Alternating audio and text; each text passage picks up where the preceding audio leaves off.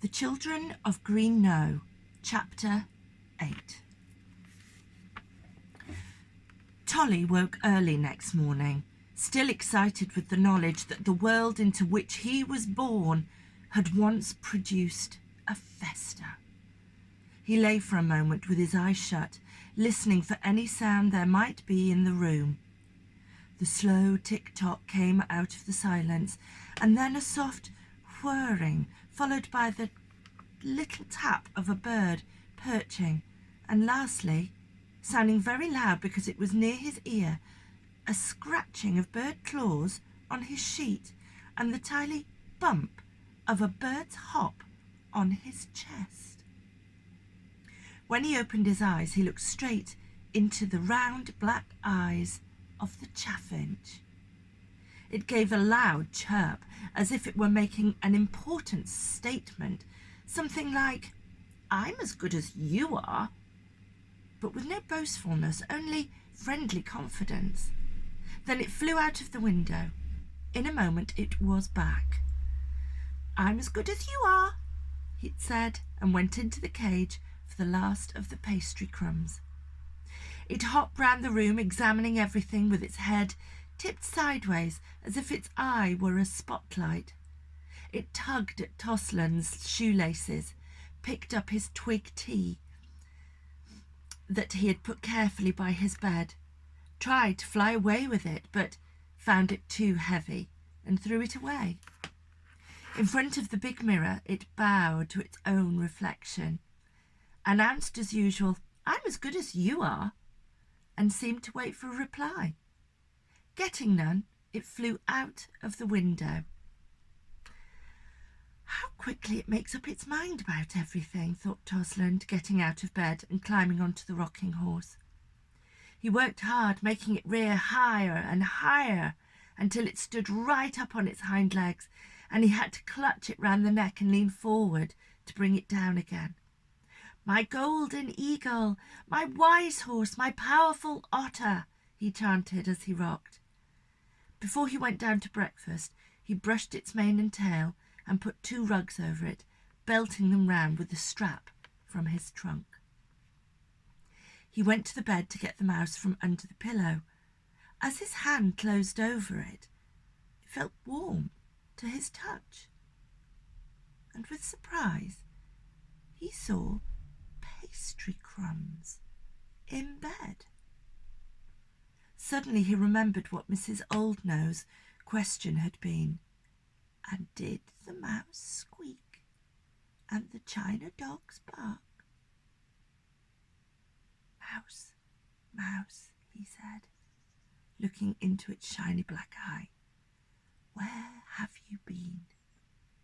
This house is full of shiny black eyes, all looking at me."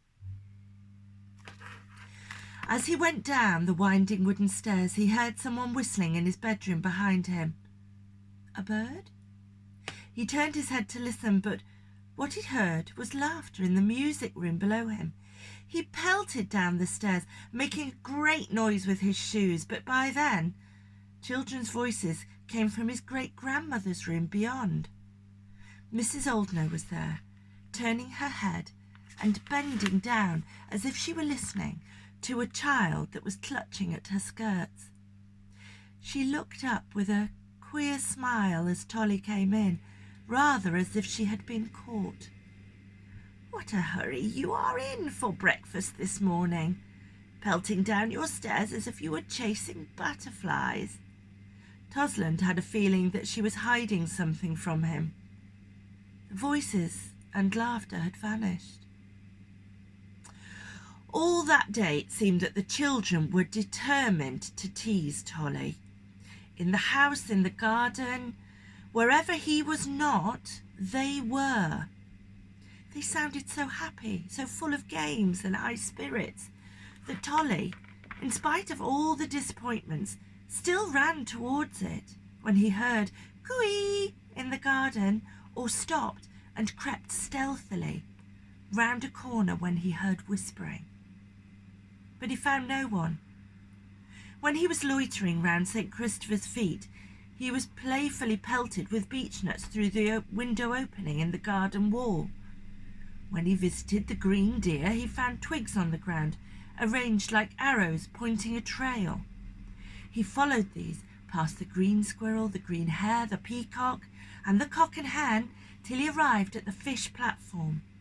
There, all he found were more twigs, arranged to form the letters T-A-L. He broke off 2 more and put another T underneath. There was a little dog barking somewhere, rather muffled, as if someone was trying to keep it quiet. He visited Vesta's stall, walking in on tiptoe, as someone would to go to church. The sugar was gone again. Joyfully, he put another piece. He felt very good-tempered all morning, but by the middle of the afternoon he had forgotten that yesterday he had been dull because there was no hide-and-seek. Now he was cross because there was too much of it. "I hate hide-and-seek when you have never found anybody," he said to himself. "It's a perfectly horrid game." He walked to the house, kicking sticks and stones as he went.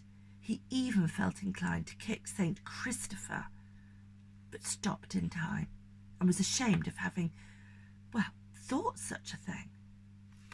As he went along the entrance hall, past one of the big mirrors, something in it caught his eye. It looked like a pink hand. The glass reflected a dark doorway on the other side of the stairs. Behind the doorpost, flattened against the wall, on tiptoe to make themselves as thin as they could, their faces puckered with holding in their laughter, he saw Lynette and Alexander. It was Lynette's hand on the doorpost. Their black eyes were fixed on him. There was no mistake. He knew them. "I spy!" he shouted, whisking round to chase them. But they did not run away. They simply vanished. He felt the wall where they had been. He looked all around. He ran out to the green deer, but the clearing was empty and quiet. Certainly the green deer looked magic enough, ready to spring away. The light was queer too. The sky was dark green, the wind dead. Tolly was half frightened. Something was going to happen. As he looked up at St. Christopher's face, a snowflake drifted past, then another and another, and suddenly it was snowing thickly, like millions of tiny white birds circling home to roost. The flakes danced in the air. They filled the sky as far up as he could imagine. At the same time, all the sounds in the world ceased. The snow was piling up on the branches, on the walls, on the ground, on St. Christopher's face and shoulders, without any sound at all, softer than the thin spray of fountains, or falling leaves, or butterflies against a window, or wood ash dropping, or hair when the barber cuts it. Yet when a flake landed on his cheek, it was heavy. He felt the splosh, but could not hear it. He went in, plastered with snow, and here tea was ready, with Mrs. Oldknow sitting by the fire, waiting for him. In the fire, the snow drifting down the chimney was making the only noise it ever can, a sound like the striking of fairy matches, though sometimes, when the wind blows, you can hear the snow, like a gloved hand laid against the window. Tolly made the toast, and his great-grandmother spread it with honey. They talked about Christmas. Mrs. Oldknow said Bogus was going to buy the tree next day, unless they were snowed up. Tolly hoped they would be. He liked the idea of being snowed up in a castle. By the light of the candles, he could see the flakes drifting past the windows. "What will the birds do?" he asked. "Oh, they do not mind the snow so long as we feed them. Is your window open enough for the chaffinch to get in? Take some shortbread and make him welcome." Tolly did as she asked. When he came down again, the curtains were all drawn, and he settled down by the fire in the hopes of another story.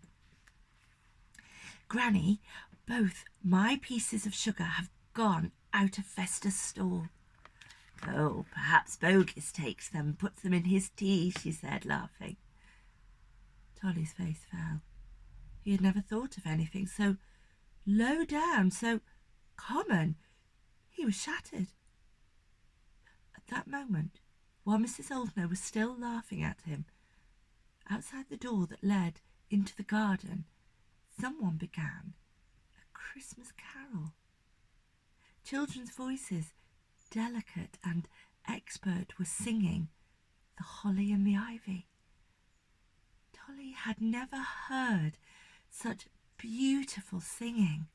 He listened entranced.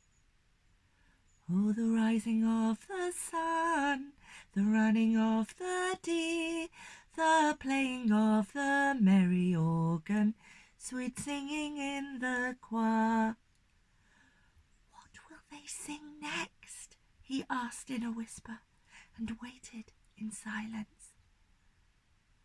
"I saw 3 ships came sailing by," was the next, and then a carol Tolly did not know, which began, "Tomorrow shall be my dancing day," and which ended, "Sing, oh my love, my love, my love, this have I done for my true love."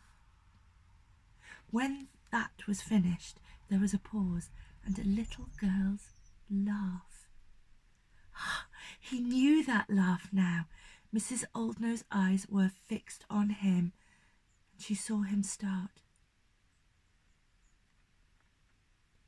"Shall we let them in?" she asked.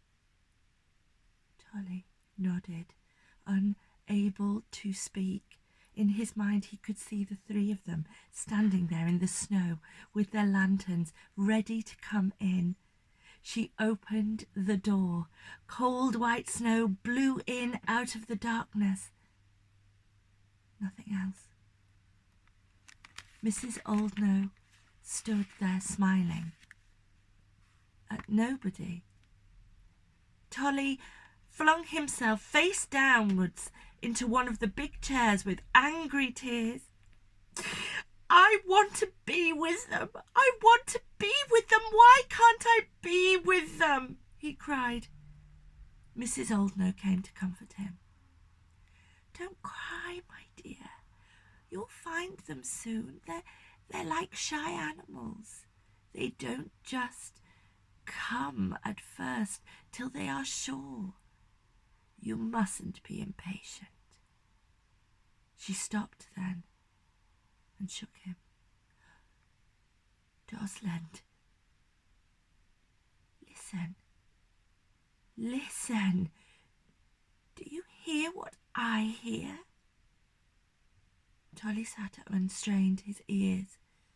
Did he? Mrs. Oldknow opened the door again, and then he heard it. Faint and muffled by the falling snow, a high, insistent whinny came from the stables. Tolly listened with bright, dry eyes till the whinny ceased. Toby and Festa were together, and he, Tolly, was content that it should be so.